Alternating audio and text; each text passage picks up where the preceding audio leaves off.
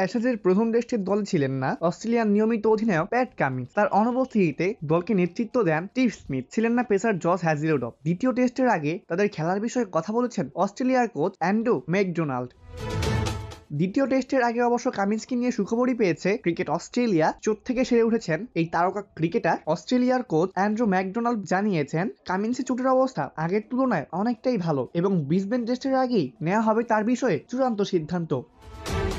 McDonald বলেন, দ্বিতীয় টেস্টের আগে আমাদের আরো আলোচনা হবে। এখনো একটু কাজ বাকি আছে, তবে সবকিছুই খুব পজিটিভ দিক দিয়ে আছে। তার রিকভারি প্রায় শেষের দিকে। কামিন্সের বিষয়ে অজি কোচ আরো বলেন, চতুর্থ দিনে প্রথম টেস্টে তার বল করার কথা ছিল, কিন্তু সেটা সম্ভব হয়নি। ভ্রমণের কারণে সেটা সোমবার থেকে মঙ্গলবারে পিছিয়েছে।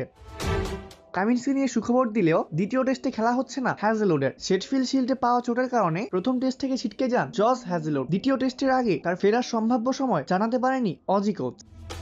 তিনি বলেন, হ্যাজেলউড রিহাবে প্রথম সপ্তাহে চলছে। আমি মনে করি না সে পুরো সিরিজ থেকে ছিটকে গেছে। রিহাব চলছে, সময় মতো আমরা আপনাদেরকে আপডেট দেব। সিরিজের কোনো এক পর্যায়ে এসে ফিরতে পারে। প্রথম টেস্টে কামিন্স হ্যাজেলউডের অনুপস্থিতিতে দারুণ পারফর্ম করেছেন মিচেল স্টার্ক। প্রথম ইনিংসে 7 উইকেট সহ ম্যাচে নিয়েছেন 10টি উইকেট। অভিষেক টেস্টে 5 উইকেট শেয়ার করেন ফ্রেডেন ডগেট। অসিদের দ্বিতীয় ইনিংসে ট্রাভিস হেডের দুর্দান্ত সেঞ্চুরিতে দ্বিতীয় দিনেই জয় পায় ক্রিকেট অস্ট্রেলিয়া। অপূর্ব দাস, প্লেভার্স নিউজ।